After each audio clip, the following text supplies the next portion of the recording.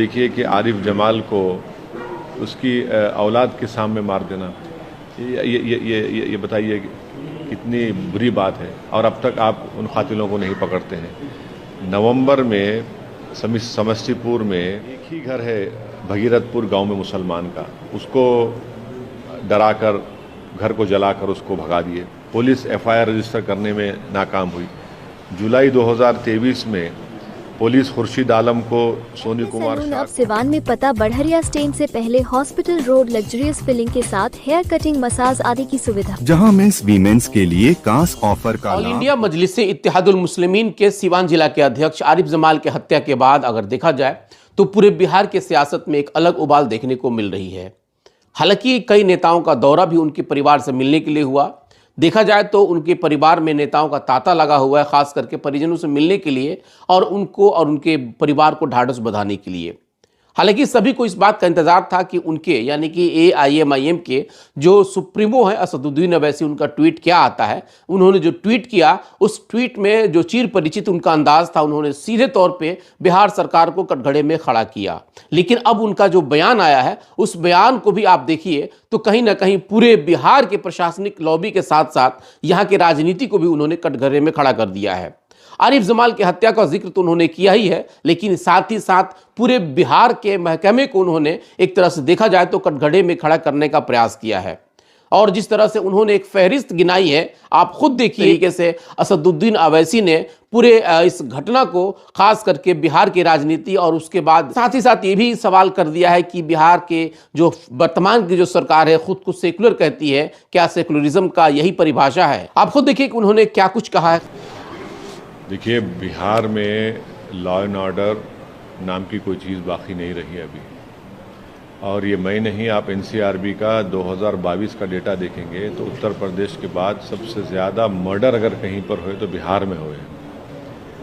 हर तरह के क्राइम वहाँ पर हो रहे हैं और वहाँ की जो सरकार है, मुख्यमंत्री हैं, डिप्टी CM है, ये दोनों ये जो लॉलेसनेस हो रहा है उसको रोकने में नाकाम साबित हो रहे हैं।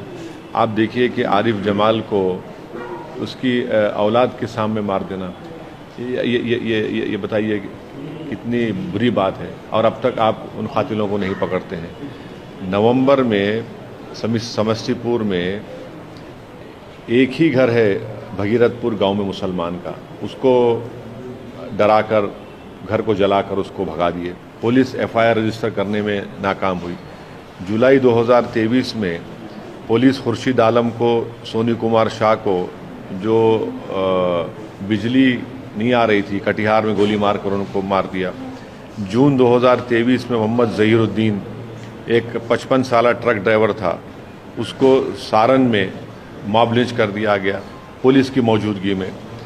खुद एक कैलाश महतो हैं, अप्रैल में बिहार के JDU के लीडर हैं, उनकी हत्या कर दी गई।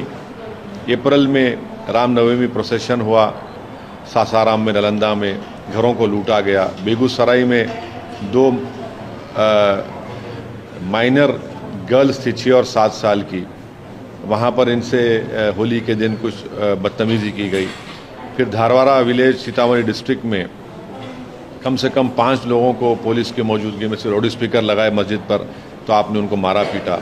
नसीब कुरैशी है छपरा बिहार में, मार्च 2023 में उसको ग्रुप ने मुसलमान कहकर उसकी जान ले ली।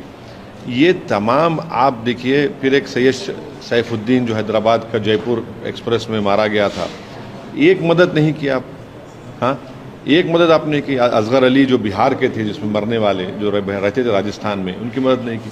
तो आप किस बुनियाद पर आप कह रहे हैं कि आप बड़े सेकुलर हैं, आप बीजेपी से मुख्तलिफ हैं? तरीके से चिरपरिचित जो अंदाज होता है असदुद्दीन अवैसी साहब का और जिस तरह से वो अपनी बातें करते हैं, जाहिर है कि इस बाइट में भी वो चीज़ें दिखा रहे हैं। लेकिन साथ ही साथ जिस अंदाज में उन्होंने पूरे बिहार के इस राजनीति को ही कटघरे में खड़ा कर दिया और उसके बाद आरिफ जमाल की हत्या के साथ साथ कई हत्याओं का उन्होंने जो फहरिस्त गिना दिया है, आने वाले वक्त में ऐसा लग रहा है कि AIMIM बिहार के राजनीति में पूरी तरीके से सक्रिय होगी और चुनावी इसको मुद्दा भी बनाया जा सकता है। फिलहाल आगे की खबरों के लिए बने रहे हमारे साथ। बहुत बहुत धन्यवाद।